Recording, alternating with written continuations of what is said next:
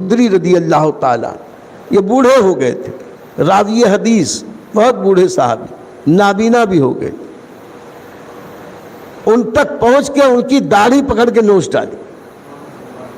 صرف اس لیے کہ تم یزید کی حمایت نہیں کرتے۔ ایسے ہی جب کو مدینے پہ حملہ کیا میرے دوستو، میں تفصیل میں نہ جاتے ہوئے ایک چھوٹا سا ہلکا سا خاکہ آپ کے سامنے پیش کروں۔ یزید کے جو برے کارنامے ہیں وہ تو کرتوت الگ ہیں، کربلا میں جو کچھ امام حسین اور حسینیوں کے ساتھ ہوا وہ تو ہے ہی بہت دردناک داستان، اس کے علاوہ بھی یزید کے پاپ کم نہیں ہیں۔ آج جو لوگ یزید کی حمایت میں بڑی بڑی بات کرتے ہیں وہ کان کھول کے سن لے کہ خالی واقع کربلا ہی کی بنیاد پر ہم یزید کے خلاف نہیں ہیں، یزید نے اس سے بھی ہٹ کر بہت بڑے بڑے پاپ کیے ہیں۔ مثال کے طور پر مدینے پہ اس نے حملہ کروایا، اور جب مدینے پہ اس کی فوج نے حملہ کیا تو ایک سرے سے قتل عام کرنا شروع کیا، 10,000 لوگوں کو ان لوگوں نے شہید کر دیا، اور 10,000 میں تو 1,000 صحابہ تھے جنہیں ان لوگوں نے شہید کر دیا، اور عورتوں کی جو عزت لوٹی، اس قدر غلط کام کیا کہ کافر قوم بھی فتح کے بعد اتنا غلط کام نہیں کرتی جتنا ان یزیدیوں نے کیا۔ مدینے میں 3 دن تک عورتوں کی عزت لوٹنا ایک دم عام ہو گیا، پیشوا اور حاکم بن گیا تھا۔ یزید کو پتہ چلا سن 64 ہجری میں، یہ 61 ہجری میں یعنی 60 ہجری کے اخیر میں یہ بادشاہ بنا تھا، اور 4 ہی سال بیتے تھے کہ اسے خبر لگی کہ مکے اور مدینے کے لوگوں نے یزید کی بیعت سے انکار کر دیا ہے اور حضرت عبداللہ ابن زبیر کو اپنا امام بنا لیا ہے۔ تو اس نے مسلم نام کے ایک شخص کو حاکم بنا کر کئی ہزار کی فوج اسے دی اور کہا کہ جاؤ تم پہلے مدینے پہ حملہ کرو، اب مدینے کو تاخت و تاراج کر دو، 3 دن کے لیے میں مباح کرتا ہوں مدینے میں جو چاہو کھیل کھیلو۔ معاذ اللہ ثم معاذ اللہ، یزید کی یہ فوج آئی، اہل مدینہ پر ان لوگوں نے حملہ کیا، مدینے والوں نے اپنے بچاؤ کی کوشش کی، لیکن بعض لوگوں نے اس کے ساتھ ان لوگوں کے ساتھ دغا بازی کی اور آنے والی فوج کا ساتھ دیا اور ایک محلے سے اندر گھسنے کی اجازت دے دی۔ تو بنی حارثہ سے یہ لوگ اندر گھسے اور نتیجہ یہ نکلا کہ انہوں نے جو مدینے پہ حملہ کیا میرے دوستو، میں تفصیل میں نہ جاتے ہوئے ایک چھوٹا سا ہلکا سا خاکہ آپ کے سامنے پیش کروں۔ یزید کے جو برے کارنامے ہیں وہ تو کرتوت الگ ہیں، کربلا میں جو کچھ امام حسین اور حسینیوں کے ساتھ ہوا وہ تو ہے ہی بہت دردناک داستان، اس کے علاوہ بھی یزید کے پاپ کم نہیں ہیں۔ آج جو لوگ یزید کی حمایت میں بڑی بڑی بات کرتے ہیں وہ کان کھول کے سن لے کہ خالی واقع کربلا ہی کی بنیاد پر ہم یزید کے خلاف نہیں ہیں، یزید نے اس سے بھی ہٹ کر بہت بڑے بڑے پاپ کیے ہیں۔ مثال کے طور پر مدینے پہ اس نے حملہ کروایا، اور جب مدینے پہ اس کی فوج نے حملہ کیا تو ایک سرے سے قتل عام کرنا شروع کیا، 10,000 لوگوں کو ان لوگوں نے شہید کر دیا، اور 10,000 میں تو 1,000 صحابہ تھے جنہیں ان لوگوں نے شہید کر دیا، اور عورتوں کی جو عزت لوٹی، اس قدر غلط کام کیا کہ کافر قوم بھی فتح کے بعد اتنا غلط کام نہیں کرتی جتنا ان یزیدیوں نے کیا۔ مدینے میں 3 دن تک عورتوں کی عزت لوٹنا ایک دم عام ہو گیا۔ حال یہ ہوا کہ ایک صحابی ہیں ابو سعید خدری رضی اللہ تعالیٰ، یہ بوڑھے ہو گئے تھے، راوی حدیث، بہت بوڑھے صحابی، نابینا بھی ہو گئے، ان تک پہنچ کے ان کی داڑھی پکڑ کے نوچ ڈالی، صرف اس لیے کہ تم یزید کی حمایت نہیں کرتے۔ ایسے ہی جب خرافات کرنی شروع کی، اپنے گھروں میں رک گئے، مسجد انہوں نے قبضہ کر لیا، 3 دن تک مسجد نبوی میں نماز نہیں ہوئی، اور 3 دنوں تک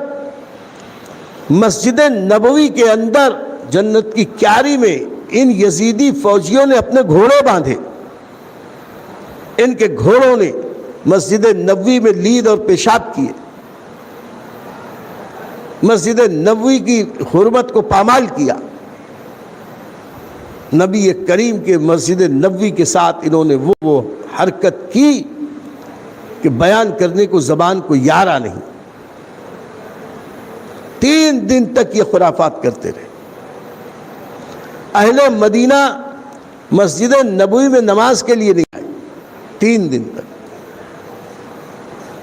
حال اتنا برا ہوا کہ ایک تابعی ہے حضرت سعید ابن مسیب رضی اللہ تعالیٰ، بہت بوڑھے ہو گئے تھے، تابعی تھے، بڑے نیک پارسا، بڑے دیندار، پرہیزگار، تقوی شیار، ان کے علم و فضل کی آج تک تعریف ہوتی۔ وہ روایت کرتے ہیں کہ میں بھی بوڑھا ہو گیا تھا ان دنوں جب یزیدی لشکر نے مدینے پہ قبضہ کیا،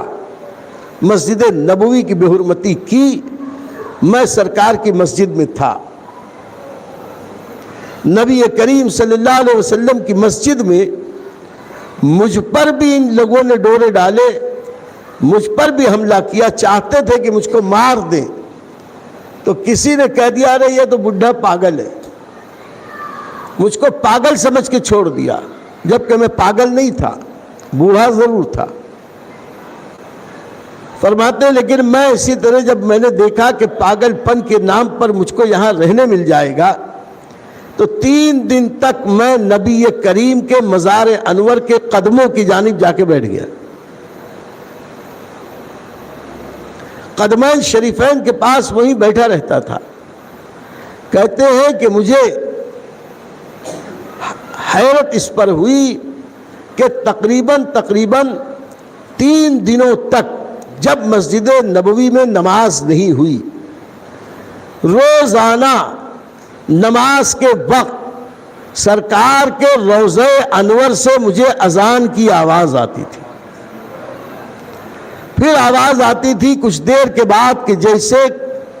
تکبیر کوئی پڑھ رہا ہو، اقامت ہو رہی ہو، پھر باقاعدہ باجماعت نماز کی آواز آتی تھی۔ فرماتے ہیں کہ ان 3 دنوں میں میں نے بھی اسی آواز کی اقتدا میں 3 دن تک نمازیں ادا کی ہیں۔ میرے دوستو، نبی کریم رؤوف الرحیم کے مدینے پہ کبھی امن و امان تو ہمیشہ رہا، لیکن کبھی کبھی نیرنگی وقت کے امتحان کا وقت آیا تو 3 دن تک یزید کے زمانے میں مسجد نبوی میں نماز نہیں ہوئی، لیکن اس وقت بھی نبی پاک صاحب لولاک کی قبر انور سے اذان اور نماز کی آواز آئی، سرکار نے نماز پڑھائی۔ یہ اس بات کی علامت ہے کہ سچ کہا میرے اعلیٰ حضرت عظیم البرکت نے کہ یا رسول اللہ تو زندہ ہے واللہ، تو زندہ ہے واللہ، تو زندہ ہے واللہ، تو زندہ ہے واللہ، میرے چشم عالم سے چھپ جانے والے۔ یہ ہے ہمارے نبی کی آن بان شان،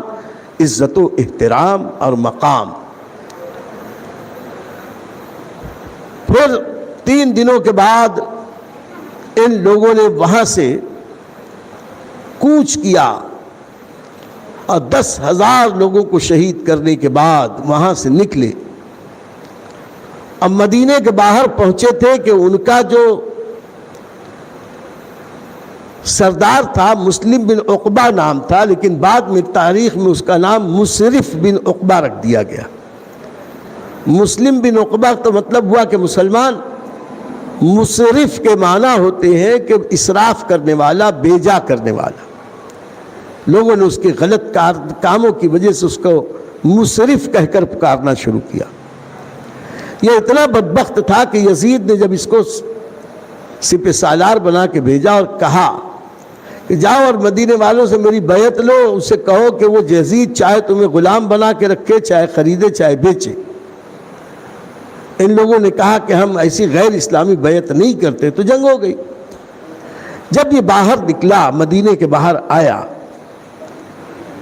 اس کے اوپر بیماری نے حملہ کیا، فالج ہو گیا، لقوہ ہو گیا، مفلوج ہو گیا، اور اس قدر بیمار پڑا کہ تو ایک ہی دن کے اندر یا 2 ہی دن کے اندر وہیں پڑے پڑے مر گیا. اس کے قافلے کے لوگوں نے، یزید کی فوج نے اس کی جگہ حسین بن نمیر نام کے ایک شخص کو اپنا سپہ سالار بنایا. اس نے قبر کھدوائی، نماز جنازہ پڑھوائی اور اس شخص کو وہاں پہ دفن کر دیا. ایک لائک کا ایک نشان ہوتا ہے نیچے کی طرف، تو جب آپ لائک کریں گے تو یوٹیوب جو ہے اور آگے اس بیان کو فارورڈ کرتا ہے، جو پوری دنیا میں الحمدللہ پوری دنیا کے مسلمان اس پروگرام کو دیکھ رہے ہیں. تو آپ چاہتے ہیں کہ اس عظیم نیکی میں آپ شریک ہو. حضور خطیب برقاتی، خلیفہ محدث کبیر حضرت علامہ وقار احمد رضوی صاحب قبلہ کے ملفوظات سے ہم ہمارے قلوب کو منور کر رہے ہیں. تو ان سنہری باتوں کو، ان قیمتی باتوں کو پوری دنیا میں پہنچانے کے لیے آپ ہماری مدد کریں. آپ لائک ضرور کریں اور کمنٹ کریں گے تو اور بھی زیادہ بہتر بات ہوگی، تاکہ دنیا کے اور بھی دوسرے ہمارے جو اسلامی بھائی مسلمان ہیں ان تک یہ پروگرام پہنچے. تو صرف کچھ نہیں تو کم سے کم آپ ایک